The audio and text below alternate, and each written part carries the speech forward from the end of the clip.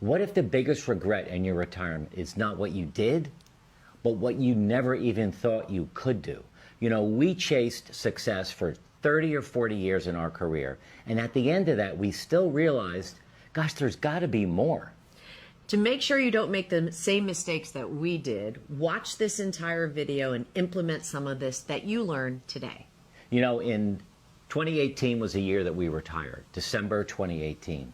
But honestly, it was 2 years before that that I slipped into semi-retirement. I stepped down from my big role in my company. It was a public company. We had 80 people working for us, and I honestly just felt like I couldn't do that anymore. I wanted to look for something else to do. But I fell into the trap a lot of people fall into, the same trap my father did, and that was just, you know, realizing that I was tired, I was burnt out, and I needed a rest. So what did I do? I stepped down from my big leadership job and stepped into a lesser role, and immediately I felt disconnected and irrelevant from the company. So for 2 years, I bumbled around the office, and if my old boss is watching this, he's probably laughing. I bumbled around the office trying to find things to do, trying to feel important, trying to be successful, trying to answer questions when the questions weren't even coming. And then Jody and I, in December of 18, decided, you know what, enough is enough, and we left. But we slipped into this phase of life where we both got, well, you could probably describe it better than me. Well, overweight. What I was going to... Go ahead, I don't want to interrupt you No, because no. I get yelled at on YouTube for interrupting you. Well, you do interrupt, but I love that about you. So what I was going to say is if that story resonates with you because you slid into pre-retirement, early retirement, and then retirement, and you hadn't quite figured it out, you are definitely aligned with Mark's story. Mine was a little bit different. My retirement was like running as fast as you can to the edge of a cliff and then trying really hard to stop before you fell over the cliff. Unfortunately, I fell over the cliff. I worked until the 11th hour every day, all the time. And then when my company was purchased and we had a big merger, I signed on and stayed for a couple of years. But then I was also irrelevant. But it hit me like a ton of bricks, not in this slow decline. What happened to Mark and I after that in, I would say, January of 2019, we felt that freedom that you're supposed to feel in retirement, where all the time is ours and we can do whatever we want.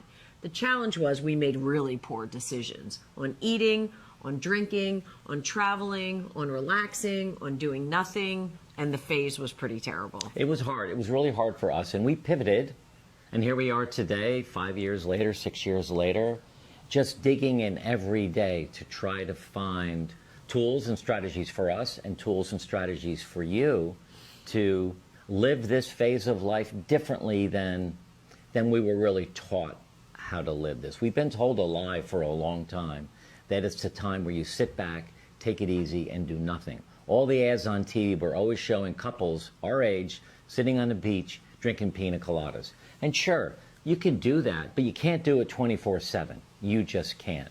Now, before we go on, there's a download below, our free downsizing guide. Take a look at that. One of the steps that people think about when they retire is downsizing or right-sizing or upsizing, whatever it might be for you. But download that guide next. Gives some really good tips on what to do. A couple of things happen to retirees that we want to just address right up front. And the first one that comes to mind for me is that you assume that rest equals happiness. And that was really, really true for me. When I did a lot of self-reflection, I thought during my career, all I ever wanted to do was rest more, relax more, be more present, do more things around the house, and all of those things. But retirement without a purpose can really lead to boredom, not happiness. The other thing where people get stuck is they're waiting for clarity in their life before they act. And I'm telling you right now, the only way to get clarity is to act. When you say, I want to go to the gym, I think a gym would be a good idea. So you do the research. What kind of gym should I go to?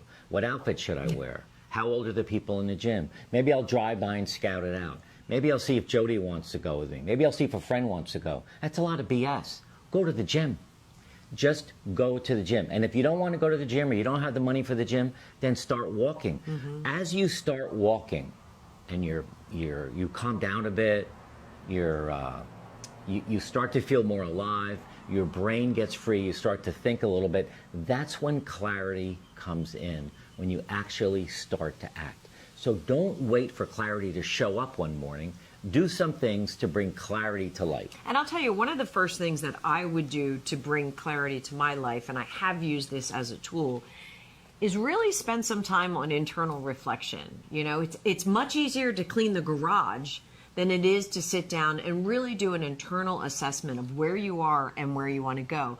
But I think it's a vital and important step to the clarity piece. Right. Now let's think about how we can change our heads around this.